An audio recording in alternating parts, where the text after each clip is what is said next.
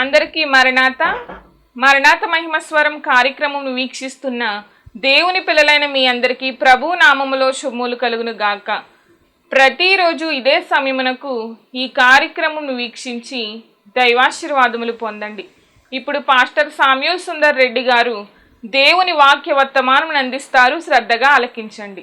దేవునికి స్తోత్రం. అందరికీ మరణాత. దేవుని మహాకృపను బట్టి బ్లెస్సింగ్ ఛానల్లో వాక్య సందేశాలు ప్రారంభించి నేటికి సంవత్సర కాలం గడిచింది. మరి ఈ సంవత్సరం అంతా కూడా దేవుడు తన మహాకృపను బట్టి తన ఆత్మశక్తితో ఈ కార్యక్రమాన్ని జరిగించుకుంటూ ముందుకు వెళుతూ ఉన్నారు. చాలా సంతోషము.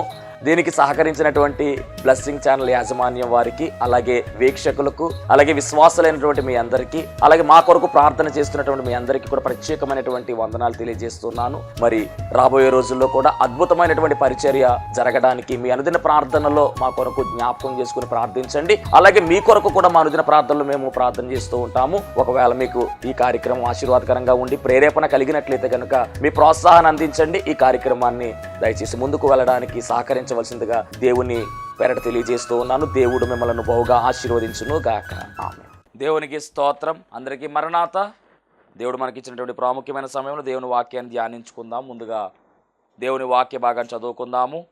యోహాను సువార్త 11వ అధ్యాయము 5వ వచనాన్ని చదువుకుందాం. యోహాను సువార్త 11వ అధ్యాయం 5వ వచనం. యేసు మార్తను ఆమె సహోదరిని లాజరును ప్రేమించెను. మహాపరిశుద్ధుడా, మహిమగల దేవా, నీ ఘనమైన నామానికి వందనాలు, స్తోత్రాలు తండ్రి. ఇదిగో ప్రభా, మరి ఈ వాక్యము ద్వారా నీ బిడ్డలకును మాకును తండ్రి నీ మాటలు అవసరమై ఉన్నవి కనుక ఈ వాక్యము ద్వారా ప్రభా నాయన కొన్ని మాటలను మాకు వినిపించండి. మా జీవితాల్లో ఉన్నటువంటి ప్రభా అంధకారము తొలగడానికి సహాయము దయచేయండి. నీ బిడ్డలను ప్రభా నాయన నీకు మరింత చేరువయ్యే విధముగా నడిపించుమని, రక్షణ లేని బిడ్డలకు రక్షణ భాగ్యము దయచేయమని, రాకడకు సిద్ధపడి ఎగిరి మేఘమెక్కగల అంతస్తులను నడిపించుమని సిద్ధపరుస్తూ స్థిరపరుస్తూ ఉన్న యేసుక్రీస్తు వారి నామములో అడిగి వేడుకొనుచున్నాం పరమ తండ్రి. ఆమెన్. దేవనామమును మీ ಎಲ್ಲರಿಗೂ కూడా శుభములు కలుగును గాక. ఆమెన్. చాలా సంతోషం. మరణాత మహిమస్వరమైనటువంటి ఆధ్యాత్మిక కార్యక్రమాన్ని చక్కగా వీక్షిస్తున్నటువంటి మీ అందరికీ కూడా మరొక పర్యాయం శుభాభివందనాలు తెలియజేస్తూ ఉన్నాను. చాలా సంతోషం.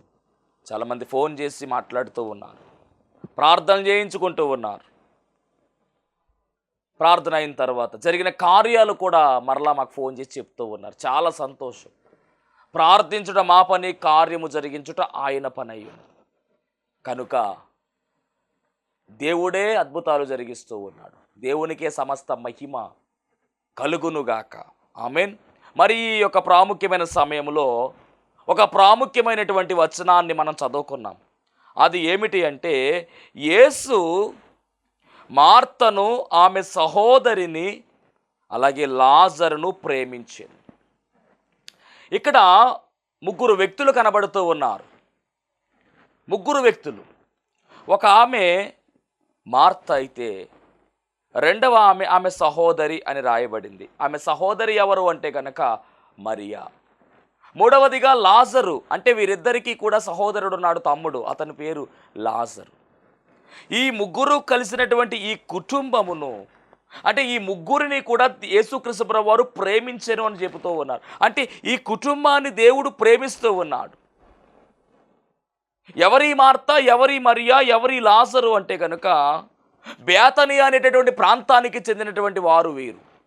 బేతనియా అనేటటువంటి ప్రాంతము గమనించాలి. బేతనియా అనేటటువంటి ప్రాంతము అద్భుతమైనటువంటి ప్రాంతం. అది ఖర్జూరపు పండ్ల ఉనికి అనేటటువంటి పేరు దానికి ఉంది. దాన్ని ఏమన్నారంటే బేతనియా అన్నారు. బేతనియా అంటారు.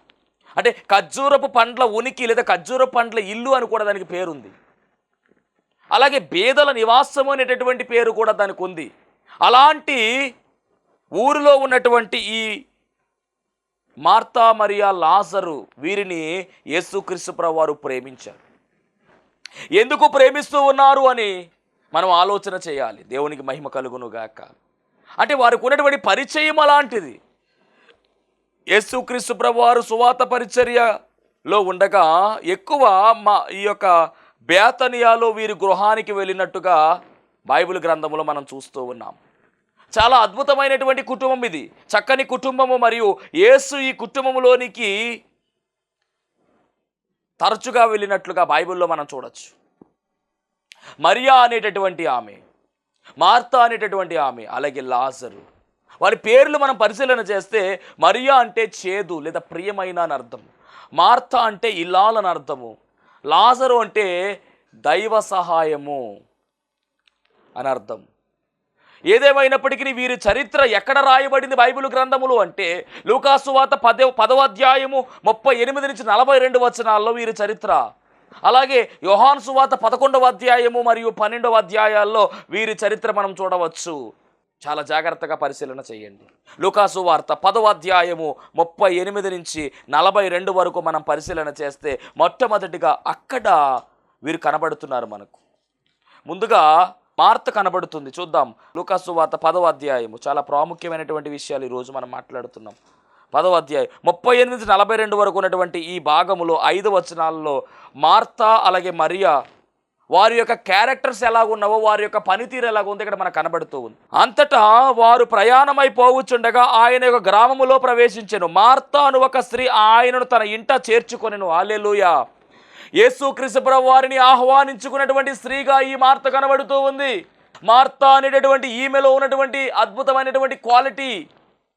యేసుక్రీస్తు ప్రభువు వారు బేతనీ అనేటువంటి ప్రాంతంలో అడుగుపెట్టాడు. బేతనీ అనే గ్రామంలో అడుగుపెట్టిన తర్వాత ఈమె యేసుక్రీస్తు ప్రభువు వారి దగ్గరకు వెళ్ళి, అయ్యా మీరు మా ఇంటికి రావాలి అని బ్రతిమలాడుకుంది.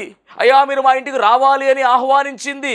అంటే యేసుక్రీస్తు ప్రభువు వారిని ఆహ్వానించినటువంటి ఆమెగా ఈ మార్త కనబడుతూ ఉంది. ఒక ఆహ్వాన పత్రిక ఇచ్చింది. దేవునికి మహిమ కలుగును గాక. రమ్మంటూ ఉంది. అయ్యా మీరు మా ఇంటికి రావాలి అని ఆహ్వానించింది. ఆయనను తన ఇంట చేర్చుకొనెను. అలాగే మనం గమనించినట్లయితే ఆమెకు మరియా అనేటువంటి సహోదరి ఉన్నది. ఈమె యేసు పాదముల వద్ద కూర్చుని బోధ వినుచుండెను. మార్త చేసిన పని ఏమిటి అంటే కనుక యేసుక్రీస్తు ప్రభువు వారిని ఇంటిలోనికి ఆహ్వానించుకుంది. గమనించాలి. ఇక్కడ మరియ చేసిన పని ఏమిటి అంటే యేసు పాదాల దగ్గర కూర్చుని బోధ వింటూ ఉంది. చాలా జాగ్రత్తగా పరిశీలన చేద్దాం. యేసుక్రీస్తు ప్రభువు వారు బేతనీ అనే గ్రామంలో అడుగుపెట్టాడు. గ్రామంలో అడుగుపెట్టిన వెంటనే మార్త తన ఇంటిలో అడుగుపెట్టేలా చేసుకుంది. కానీ మరియా తన హృదయములో అడుగుపెట్టేలా చేసుకుంది. హల్లెలూయా. చాలా జాగ్రత్తగా గమనించాలి. బేతనియా గ్రామములో యేసుక్రీస్తు ప్రభువు వారు అడుగుపెట్టారు. గ్రామములో అడుగుపెడితే మార్త తన ఇంటిలోనికి అడుగుపెట్టుకునేలా చేసింది. కానీ మరియ అయితే తన హృదయములోనికి అడుగుపెట్టుకునేలా చేసింది. ఇక్కడ ఎవరు గొప్పవారు? బేతనియా గొప్పదా? మార్త గొప్పదా? మరియ గొప్పదా అంటే గమనించండి, మరియ గొప్పది. గ్రామములో, ఇంటిలో కాదు, ఎక్కడ ఉండాలి యేసుక్రీస్తు ప్రభువు వారంటే? హృదయ గదిలో ఉండాలి. మరియ చేస్తున్నటువంటి పని ఏమిటంటే ఆయన పాదాల దగ్గర కూర్చుని ఆయన చెబుతున్నటువంటి బోధ వినుచుండెను. అనగా వాక్యాన్ని వింటూ ఉంది. ఈ వింటున్నటువంటి వాక్యము హృదయంలోనికి వెళ్ళిపోతూ ఉంది. హృదయం అనేటువంటి పలక మీద రాయబడుతూ ఉంది. హృదయం అంతా కూడా వాక్యముతో నింపబడుతూ ఉంది. అయ్యా నీదట నేను పాపము చేయకూడనట్లు నా హృదయంలో నీ వాక్యం ఉంచుకుని ఉన్నానని దావీదు అంటున్నట్టుగానే గమనించాలి. ఈమె వాక్యముతో నింపబడుతూ ఉంది. వాక్యం వింటూ ఉంది. వినడం వల్ల ఏం జరుగుతుందంటే విశ్వాసము కలుగుతుంది. విశ్వాసము కలిగితే ఏం జరుగుతుంది అంటే, అమ్మా నీ విశ్వాసము ద్వారానే ఈ కార్యము జరిగింది, అయ్యా నీ విశ్వాసము ద్వారానే ఈ కార్యము జరిగిందని యేసుక్రీస్తు ప్రభువు వారు చేసిన అద్భుతాలు ఏవైతే ఉన్నావో అవన్నీ కూడా మన జీవితాల్లో జరుగుతాయి. ఈరోజు కార్యాలు జరగడం లేదంటే కారణం ఏమిటంటే నువ్వు సరిగా విశ్వసించట్లే దేవుణ్ణి, నువ్వు సరిగా నమ్మట్లేదు దేవుణ్ణి. నువ్వు ప్రార్థన చేస్తున్నావు కానీ ఆ ప్రార్థన దేవుడు సమాధానం ఇస్తాడని నువ్వు నమ్మిక సరిగా లేదు కాబట్టి నీ జీవితంలో కార్యాలు జరగడంలా. దేవునికి మహిమ కలుగును గాక. నువ్వు మందిరానికి వెళుతున్నావు, ప్రార్థన చేయించుకుంటున్నావు, బాగానే ఉంది, కానీ విశ్వాసము స్థాయి సరిగా లేదు. నువ్వు నమ్మంతే.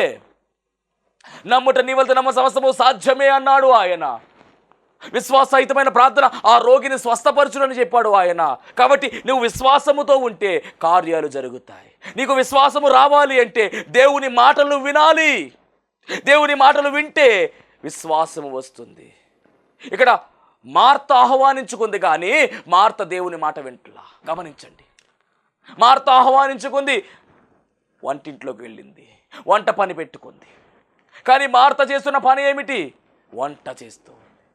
కానీ మరియ చేస్తున్న పని ఏమిటి అంటే ఎక్కడి నుంచి వచ్చిందో తెలియదు, కానీ వచ్చి ప్రభు పాదాల దగ్గర కూర్చుని ఆయన చెబుతున్నటువంటి బోధ వింటూ ఉంది. అక్కడ వంట చేస్తూ ఉంది, ఇక్కడ వింటూ ఉంది. చూద్దామా 40వ వచనం. మార్త విస్తారమైన పని పెట్టుకున్న చేత తొందరపడి, అంటే విస్తారమైన పని పెట్టేసుకుంది. ప్రభు వారి ఇంటికి వచ్చారు, ఆహ్వానించుకోవడం దాకా బాగానే ఉంది, కానీ ప్రభు రిసీవ్ చేసుకోవడం దాకా బాగానే ఉంది, కానీ అక్కడ ప్రభు చెప్తున్నటువంటి మాటలు వినడం లేదు.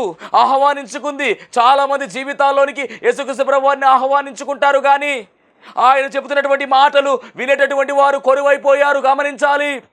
చాలామంది యేసుక్రీస్తు ప్రభు వారిని నమ్ముకుని జీవితాల్లోనికి ఆహ్వానించుకుంటారు, ఇంటిలోనికి ఆహ్వానించుకుంటారు, కానీ దేహంలోనికి అనగా హృదయంలోనికి ఆయన్ని ఆహ్వానించుకోకపోతే కార్యాలు జరగవు. యేసుక్రీస్తు ప్రభువుని నమ్ముకున్నంత మాత్రాన పరలోక రాజ్యం వచ్చేస్తుందా అంటే కనుక నీ క్రియలు సరిగా లేకపోతే ఎలా వస్తుంది? యేసుక్రీస్తు ప్రభువుని నమ్ముకున్నంత మాత్రాన కార్యాలు జరిగిపోతాయా అంటే కనుక నీలో విశ్వాసము లేకపోతే ఎలా జరుగుతుంది? ఇక్కడ చాలా విషయాలు మనం ఆలోచన చేస్తూ ఉన్నాం.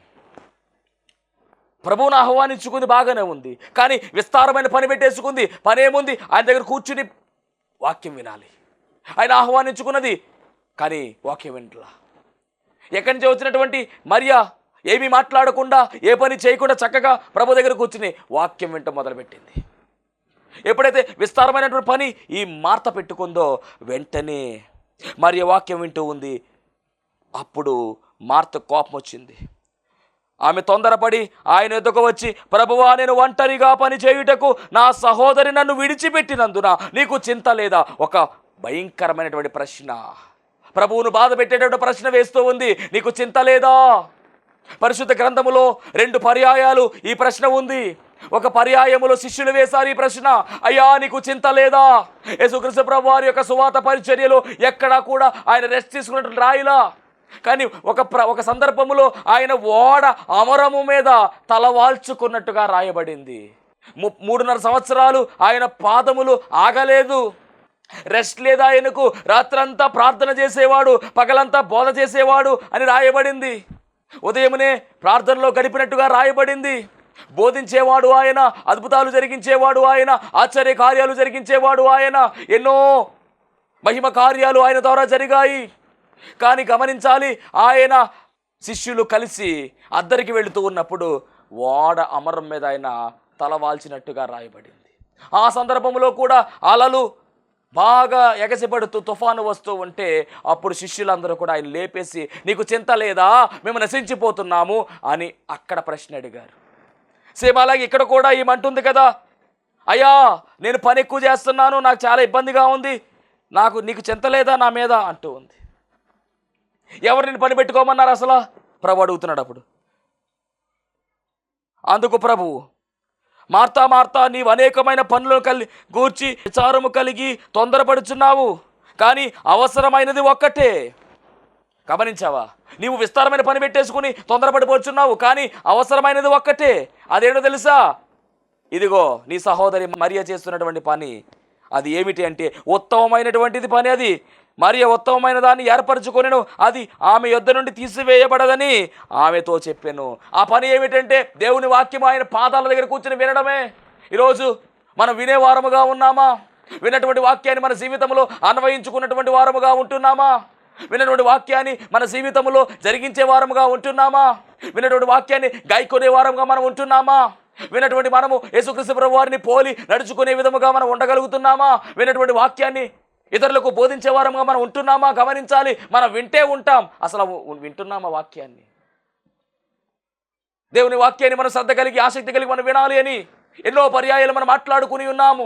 దేవుడే అంటున్నాడు స్వయముగా, ఇదిగో మార్తా, నీవు పెట్టుకున్నటువంటి పని వల్ల ఏ ఉపయోగం లేదు, కానీ ఉత్తమమైనది ఒకటే. అదేమిటంటే ఇదిగో నీ సహోదరి వింటున్నటువంటి కార్యము, అనగా దేవుని వాక్యం వినడమే ముఖ్యమైనటువంటి పని.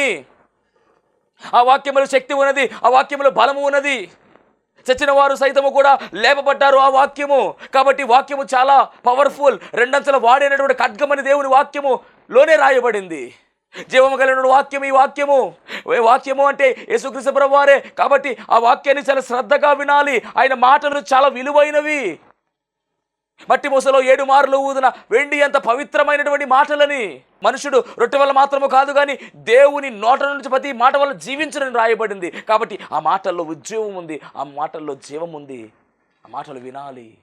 ఇక్కడ మార్తా మరియా యొక్క క్యారెక్టర్ మనం చూస్తూ ఉంటే మార్తా ఇంటిలోనికి ఆహ్వానించుకుంది కానీ మరియా తనలోనికి ఆహ్వానించుకుంది. ఈరోజు నువ్వు ఎలా ఉండగలుగుతున్నావు? బేతనియా గ్రామములోనికి ఆహ్వానించుకుంది ప్రభువుని. బేతనియా ఊరిలోనికి ప్రభు వచ్చాడు.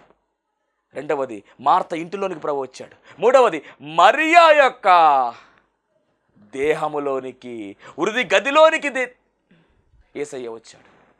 ఇప్పుడు ఏం కోరుకుంటావు? మార్త వలె కోరుకుంటావా? బేతనియ వలె కోరుకుంటావా? లేకపోతే మరియ వలె కోరుకుంటావా? అంటే మరియ వలె కోరుకోవాలి. ఎందుకంటే ఈ హృది గదిలో ఎవరికి చోటు అంటే యేసుక్రీస్తు ప్రభువు వారికి మాత్రమే చోటు.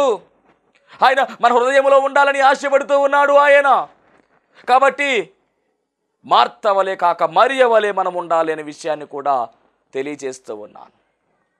ఇక రెండవ సందర్భాన్ని మనం పరిశీలన చేసినట్లయితే అద్భుతమైనటువంటి పరిచర్య. ఇప్పుడు రెండవదిగా మనం చూస్తే కనుక అద్భుతమైనటువంటి మాట యోహాను సువార్త 11వ అధ్యాయంలో ఒక చేదు సంఘటన జరుగుతుంది. ఈ లాజరు చనిపోయేటటువంటి స్టేజ్కి వెళ్ళిపోయాడు. 11:3 అతని అక్క చెల్లెండ్రు, ప్రభువా ఇదిగో నీవు ప్రేమించువాడు రోగి అయి ఉన్నాడని ఆయన యొద్దకు వర్తమానం పంపిరి. మొత్తానికి లాజర్ గారి యొక్క పరిస్థితి ఎలా ఉందంటే ఆయన చనిపోవడానికి సిద్ధంగా ఉన్నాడు. అంటే భయంకరమైన రోగంతో బాధపడుతూ ఉన్నాడు. అప్పుడు ఈ మార్తా మరియా ఇద్దరు కూడా యేసుక్రీస్తు ప్రభువు వారికి మరి తెలియజేశారు విషయాన్ని. కౌరంపారు, అయ్యా నువ్వు ప్రేమిస్తున్నటువంటి లాజరు చావడానికి సిద్ధంగా ఉన్నాడయ్యా, రండయ్యా అని పిలిస్తే యేసుక్రీస్తు ప్రభువు వారు మరి రాలేదు. గమనించండి. తర్వాత లాజరు చనిపోయాడు, అతన్ని పూడ్చి సమాధి చేసేశారు. తర్వాత యేసుక్రీస్తు ప్రభువు వారు ఊరిలో అడుగుపెట్టాడు. యేసు మరి అడుగుపెట్టిన తరువాత గమనించాలి, మార్త ఆయన ఎదుర్కొన్నట్టుగా 11:20 చదువుదాం. 11:20 మార్త యేసు వచ్చుచున్నాడని విని ఆయనను ఎదుర్కొన వెళ్ళెను గాని మరియ ఇంటిలో కూర్చుని ఉండెను. మార్త అయితే ఆయన ప్రభు వస్తున్న సంగతి తెలుసుకుంది, వెళ్ళింది. మార్త యేసుతో, ప్రభువా నీవు ఇక్కడ ఉండిన ఎడల నా సహోదరుడు చావకుండును, ఇప్పుడైనను నువ్వు దేవుని ఏమడిగినను దేవునికి అనుగ్రహించడని ఎరుగుదున నేను. మార్త అంటుంది కదా, యేసయ్యా నీవు ఇక్కడ ఉన్నట్లయితే కనుక మా తమ్ముడు బ్రతికి ఉండునయ్యా, అయినా పర్లేదు దేవుణ్ణి అడిగితే కార్యం జరుగుతుందని చెప్పేసి అంటుంది. అప్పుడు ప్రభు అంటున్నాడు కదా, ఇప్పుడైనా నువ్వు దేవుని ఏమడిగినా నువ్వు దేవునికి అనుగ్రహించడని ఎరుగుతున్నా నేను. యేసు నీ సహోదరుడు మరలా లేచునని ఆమెతో చెప్పగా మార్త ఆయనతో, అంత్య దినమున పునరుద్ధానమందు లేచునని ఎరుగుదన నేను.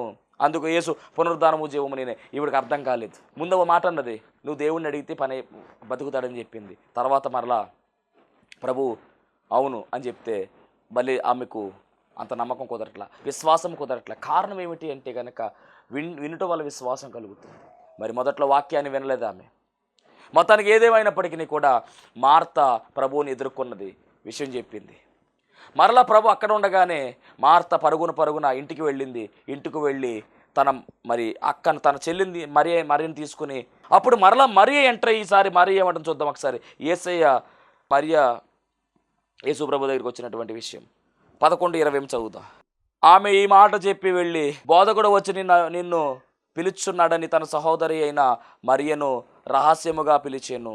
32-33 చదువుతున్నాను. అంతటా మరియా యేసు ఉన్న చోటికి వచ్చి ఆయనను చూచి ఆయన పాదముల మీద పడి, ప్రభువా నీవు ఇక్కడ ఉండిన ఎడల నా సహోదరుడు చావకుండునా నేను. చూడండి ఏమంటుందో. మార్త చెప్పినటువంటి విధానం ఏంటి, మరియ చెప్పినటువంటి విధానం ఏంటి? మరియ మామూలుగా వచ్చి చెప్పేసింది. మార్త అలా కాదు, ఆయన పాదాల మీద. మరియ అలా కాదు, ఆయన పాదాల మీద పడిపోయి ఏడ్చుచు, అయ్యా నీవు ఇక్కడ ఉండినయ్యా నా తమ్ముడు బ్రతికి ఉండునయ్యా. ఒకటే మాట, కానీ అడిగే విధానము, చెప్పే విధానము చాలా తేడాగా ఉంది. ఈమె మొకాళ్ళ మీద పడి ఆయన పాదాలు పట్టుకుని ఏడుస్తూ చెబుతూ ఉంది. మరియ ఎప్పుడైతే ఆమె ఏడుస్తూ ఉందో వెంటనే యేసుక్రీస్తు ప్రభు వారికి కూడా ఆయన కూడా కన్నీళ్లు విడిచినట్టుగా యేసు కన్నీళ్లు విడిచాను అని రాయబడిందండి. 2 సందర్భాల్లో ఆయన కన్నీళ్లు విడిచాడు. ఇక్కడ వీరి గురించి అంటే లాజరు విషయంలో కన్నీళ్లు విడిచాడండి ఆయన. ఎందుకంటే మరియ ఏడుస్తూ ఉంటే ఆయన కూడా కన్నీరు విడిచినట్టుగా రాయబడింది. చూసారా? ఆయన పాదాలు పట్టుకుని ఏడుస్తూ. వెంటనే యేసుక్రీస్తు ప్రభువు వారు లాజరుని ఎక్కడ సమాధి చేశారని అడిగితే తీసుకుని వెళ్ళారు. సమాధి ఆ రాయిని పొర్లించమని చెప్పారు. పొర్లించారు. అప్పుడు మార్త అంటుంది కదా, చనిపోయి 4 రోజులు అయిపోయింది అయ్యా అంటూ. అయినప్పటికీ కూడా లాజరు అని పిలవగానే లాజరు బయటకు వచ్చాడు. చూసారా, ఇక్కడ గమనించవలసిన మాట ఏమిటంటే మరియా చేసినటువంటి కార్యం, పాదములు పట్టుకుని ఏడుస్తూ ప్రార్థన చేస్తుంది, ఏడుస్తూ విజ్ఞాపన చేస్తూ ఉంది. దేవుడు కార్యము జరిగించాడు, అద్భుతమైన కార్యం జరిగించాడు. ఈరోజు నీ జీవితంలో కూడా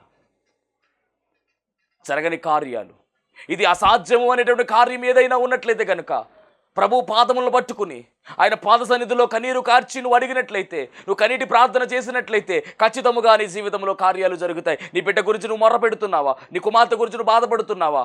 ఇంట్లో సమస్యల గురించి బాధపడుతున్నావా? నీ భర్త మారట్లేదని బాధపడుతున్నావా? అవన్నీ కూడా మర్చిపో, పక్కన పెట్టు. ప్రభు సన్నిధిలో మోకరించి కన్నీరు కార్చి అడుగు, వరుస పెట్టి అన్నీ కూడా అడుగు. దేవుడే కార్యము జరిగిస్తాడు. విశ్వాసముతో నువ్వు ప్రార్థన చేస్తే, కనీటి ప్రార్థన చేస్తే, ఆసక్తితో నువ్వు ప్రార్థన చేస్తే దేవుడు ఖచ్చితంగా కార్యాలు జరిగిస్తాడు. ఎందుకంటే ఏదైనా చేయగల సామర్థ్యం కలిగిన దేవుడు ఆయన. నీ భర్త మారట్లేదని నువ్వు అనుకుంటున్నావా? వద్దు, బాధపడొద్దు. ఒట్టి నీటిని ద్రాక్షరసంగా మార్చిన దేవుడైనా ప్రకటించినటువంటి దేవుడు, మారాను మధురంగా మార్చిన దేవుడైనా ప్రకటించినటువంటి దేవుడు. ఒకప్పుడు సౌలుగా ఉన్నటువంటి వాడు భయంకరమైనటువంటి హింసలు పెట్టాడు క్రైస్తవ సంఘాన్ని. అలాంటి సౌలును పౌలుగా మార్చివేసి బ్రతుకుడ క్రీస్తే చావైతే లాభము అన్నట్లుగా చేసినటువంటి దేవుడు, నేను సేవిస్తున్నటువంటి దేవుడు, ప్రకటించిన దేవుడు. కాబట్టి నీ జీవితంలో నీ భర్త ఖచ్చితంగా మారతాడు. దీంట్లో ఏమాత్రం తిరిగిలేదు. నువ్వు విశ్వాసంతో ప్రార్థన చేయి. ఇక్కడ మార్త వచ్చి మామూలుగా చెప్పింది, మరియా కన్నీటితో చెప్పింది. చూడండి స్థాయి ఎలా మారిందో. మొత్తానికి లాజరు బ్రతికించబడినట్టుగా రాయబడింది. ఇప్పుడు బ్రతికింపడినటువంటి ఈ లాజరు గురించి మనం పరిశీలన చేస్తే దేవుని బిడ్డలారా, అద్భుతమైనటువంటి పరిచర్య చేస్తున్నట్టుగా కూడా తర్వాత మనం చూస్తాం. పాదాల దగ్గర కూర్చునే అనుభవము, ప్రార్థించే అనుభవము. ఇప్పుడు మూడవది పరిచర్య చేసే అనుభవం కలిగినటువంటి వారు వీరు. యోహాను సువార్త 12వ అధ్యాయం. కాబట్టి యేసు తాను మృతుల్లో నుండి లేపిన లాజరు ఉన్న బేతనియాకు పస్కా పండుగకు 6 దినములు ముందుగా వచ్చెను. అక్కడ వారు ఆయనకు విందు చేసిరి. ఒక విందు జరుగుతూ ఉంది. మార్త ఆ విందులో ఉపచారము చేస్తుంది. లాజరు ఆయనతో కూడా భోజనమునకు కూర్చున్న వారిలో ఒకడు, భోజనాన్ని కూర్చున్నటువంటి వారిలో ఒకడు. అప్పుడు మరియ మిక్కిలి విలువగల జటామాంసి అత్తరు ఒక సేరున్నర తీసుకుని వచ్చి యేసు పాదములకు పూసి తన తల వెంట్రుకలతో ఆయన పాదములు తుడిచెను. ఇల్లు అత్తరు వాసనతో నిండెను. అద్భుతమైనటువంటి సంఘటన అక్కడ జరుగుతూ ఉంది. మూడవ స్టెప్ ఇది. మొదటి దాంట్లో మనం చూసాము, ఆయన పాదాల దగ్గర కూర్చుని వాక్యము విన్నది, నేర్చుకుంది. రెండవది, ఆయన పాదాల దగ్గరకు వెళ్ళి ఏడ్చింది తన తమ్ముడి కోసం. ఇప్పుడు మూడవది, ఆయన భోజనం చేస్తూ ఉంటే ఆయన పాదాల దగ్గరకు వెళ్ళి అత్తరు పూస్తూ ఉంది, తన తల వెంట్రుకలతో తుడుస్తూ ఉంది. అత్తరుతో ఆయన అభిషేకించినట్టుగా రాయబడింది. 3 స్టేజెస్లో కూడా మరియ చేస్తున్నటువంటి పని ఏమిటి అంటే ఆయన పాదములు లేదండి. ఈరోజు నేను చెప్తున్నటువంటి మాట ఏమిటంటే మనము కూడా ఆయన పాద సన్నిధిని విడిచిపెట్టకూడదు.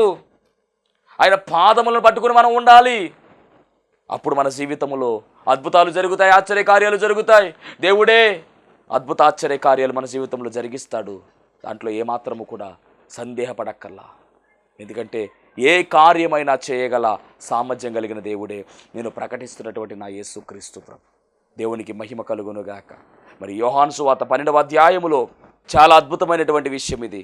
మార్త ఉపచారము చేసెను, లాజరు ఆయనతో కూడా భోజనము కూర్చున్న వారిలో ఒకడు. అప్పుడు మరియ మిక్కిలి విలువగల జటామాంసి అత్తరు ఒక సేరున్నర తీసుకుని వచ్చి యేసు పాదములకు పూసి తన తల వెంట్రుకలతో ఆయన పాదములను తుడిచెను. ఇల్లు అంతా కూడా అత్తరుతో నిండెను, అత్తరు వాసనతో నిండెను. ఆయన శిష్యులలో ఒకడు, అనగా ఆయనను అప్పగించనయ్యున్న ఇస్కరియోతు యోధ, ఈ అత్తరు ఎందుకు 300 దేనారములకు అమ్మి బేదలకు ఇవ్వవలెను. వాడు ఇలాగూ చెప్పినది బేదల కోసం కాదు. కాబట్టి యేసు, నన్ను పాతిపెట్టు దినమునకు ఆమెను దీనిని నుంచుకొననీయుడి, బేదలు ఎల్లప్పుడూ మీతో కూడా ఉండును కదా, నేను ఎల్లప్పుడూ మీతో ఉండను.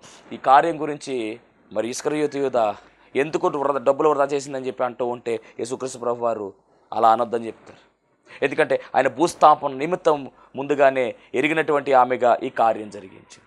ఈ ముగ్గురు కూడా 3 విభిన్నమైనటువంటి పాత్రలుగా దేవుని వాక్యములో మనకు కనబడుతున్నారు. నేను అంటున్నటువంటి మాట ఏమిటంటే, ఈ 12వ అధ్యాయం వస్తలోకి మార్త మార్పు చెందింది. ఎలాగంటే గనక దేవుని పరిచర్య చేసే మార్తగా మారిపోయింది. అంతకుముందుగా మనం పరిశీలన చేస్తే మరియ మీద చిరాకు పడింది, కానీ ఇక్కడ అలా కాదు, దేవుని పని చేసే పరిచర్య చేసేటటువంటి మార్తగా మార్పు. రెండవదిగా మనం పరిశీలన చేస్తే మరియ ప్రభు పాదాల దగ్గర కూర్చొని అత్తరుతో ఆయన పాదాలను కడిగినట్టుగా మనం చూస్తున్నాం. అలాగే మూడవదిగా లాజరు గారు ఏం చేస్తూ ఉన్నారంటే కనుక అద్భుతముగా మరి ఆయన ప్రభువుతో కలిసి ఉన్నాడు. అంటే ప్రభు సువార్త పనిలో ఒక గొప్ప సాక్షిగా వాడబడుతూ ఉన్నాడు. ఈ 3 లక్షణాలు కూడా, ఈ 3 క్యారెక్టర్స్ కూడా ఈరోజు మనలో ఉండాలి. మార్త వలె ఉపచారం చేయాలి, ప్రజలకు ప్రభువునికి పరిచయం చేయాలి, మరియ వలె ఆయన పాదాల దగ్గర కూర్చుని కన్నీటి ప్రార్థన చేయాలి, అత్తరుతో కడిగినట్టుగా కన్నీటితో ఆయన పాదాలు మనం కడగాలి. మూడవదిగా లాజరు వలె ఆయన యొక్క సువార్త పరిచర్యలో గొప్ప సాక్షులుగా మనం వాడబడాలి. ఈ 3 క్యారెక్టర్స్ కూడా, మరి ఈ 3 సందర్భాలు కూడా మనము కలిగి ఈ 3 పనులు మనము చేస్తే దేవుని సువార్త పనిలో మనం కూడా పాలిభాగస్తులుగా మారతాము. అంత మాత్రమే కాదు, ఎగిరి మేఘమెక్కే ధన్యత మనకు లభిస్తుంది. అట్టి ధన్యత దేవుడు మనందరికీ అనుగ్రహించునుగాక. ఆమెన్. మహాపరిశుద్ధుడ మహిమగల దేవాని ఘనమైన నామానికి వందనాలు, స్తోత్రాలు.